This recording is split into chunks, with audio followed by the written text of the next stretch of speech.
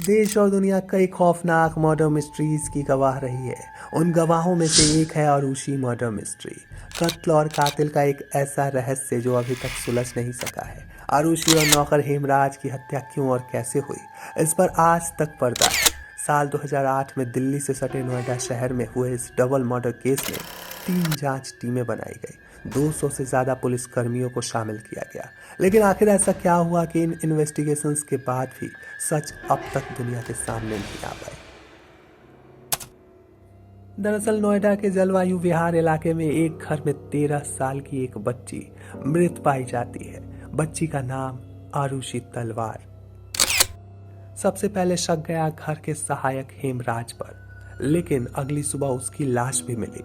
घर की छत से गला कटा हुआ, सिर में चोटें, छत का दरवाजा बाहर से बंद था। लेकिन ऐसी कोई सबूत नहीं मिल पाए जिससे पता लगाया जा सके कि आखिर कत्ल का मकसद क्या था। लेकिन आज आपको हम पूरी घटना सिलसिलेवार तरीके से समझाएंगे ताकि आप खुद की नज़र में कत्ल और कातिल की पहचान कर सकें। तो रोजाना की तरह आरुषि तलवार इस दिन भी करीब सुबह 6 बजे जग गई थी। मां नुपुर तलवार ने उसे स्कूल जाने के लिए तुरंत तैयार कराया। नौकर हेमराज ने मनपसंद नाश्ता तैयार किया। 16 मई को लास्ट क्लास थी। इसके बाद गर्मियों की छुट्टियां होने वाली थी, इसलिए वह उस दिन अपना ज़्यादातर समय अपने दोस्तों के साथ छुट्टियां मनाने के लिए प्लानिंग करने में जुटी थी। उसी दिन आरुषि अपने बर्थडे की पार्टी सेलिब्रेट करने के लिए दोस्तों के साथ तैयारियां भी कर ली थी। करीब दोपहर 2 बजे स्कूल की छुट्टी के बाद वह सेक्टर 25 में रहने वाली नानी के घर आई। इसके बाद हेमराज के साथ वह अपने घर लौट आई। रात करीब 10 बजे डॉक्टर दंपति यानी आरुषि के माँ बाप ने आरुषि के साथ डिनर किया। इसके बाद डॉक्टर दंपति आरुषि के कमरे में जाते हैं और करीब 45 मिनट तक बर्थडे सेलिब्रेशन को लेकर बातचीत होती है। बातचीत में तय होता है कि बर्थडे की पार्टी कहाँ होगी और किन किन लोगों को बुलाना है। बर्थडे पार्टी का आरुषि बेसब्री से इंतजार करती थी। वैसे तो उसका बर्थडे 24 मई को होता था, लेकिन स्कूल में गर्मी की छुट्टियों को देखते हुए वह आखिरी क्लास वाले दिन ही यह पार्टी दे देती थी। कभी 15 मई तो कभी 16 मई को आखिरी क्लास होती थी, इसलिए वह इन्हीं तारीखों पर अक्सर अपने दोस्तों को पार्टी दे दिया करती थी। कत्ल वाली रात यानी 15 मई 2008 को भी वो अपने पेरेंट्स के साथ बर्थडे पार्टी की तैयारियां कर रही थी, क्योंकि 16 मई को स्कूल की छुट्टियां हो रही थी। उस पार्टी को पहले की तुलना में ज़्यादा यादगार बनाने के लिए पापा ने उसे एक नया कैमरा भी गिफ्ट किया था, ताकि उससे वह अपने बर्थडे की खुशी के हर पल को कैमरे में कैद कर सके। लेकिन उसकी किस्मत में शायद वह पल लिखा ही नहीं था। इससे पहले ही वह हमेशा के लिए मौत के आगोश में खो गई। 16 मई 2008 की सुबह उसकी डेड बॉडी उसके कमरे से मिली। जब आरुषि की डेड बॉडी उसके कमरे से मिली तब शुरुआत में घर के नौकर हेमराज को उसका कातिल माना जा रहा था।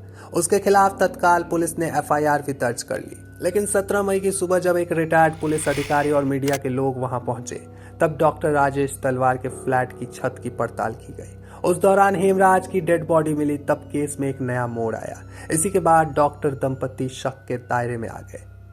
16 मई 2008 को जब आरुषि की डेड बॉडी मिली थी तब नोएडा पुलिस ने जांच शुरू कर दी थी। हालांकि जब तक हेमराज का शव नहीं मिला था तब तक मर्डर का शक उसी पर था, लेकिन शव मिलने के बाद जांच की दिशा बदली। मीडिया में डॉक्टर दंपति पर सवाल उठाए जाने लगे। लिहाजा पुलिस ने करीब 1 सप्ताह बाद डॉक्टर राजेश तलवार को आरोपी होने का दावा करते हुए गिरफ्तार कर लिया। 1 जून 2008 को तत्कालीन सरकार ने सीबीआई जांच को मंजूरी दे दी। इसके बाद सीबीआई ने तुरंत जांच शुरू कर दी। इस जांच में डॉक्टर तलवार की क्लिनिक में काम करने वाले कृष्णा, राजकुमार और विजय मंडल पर शक जताया गया।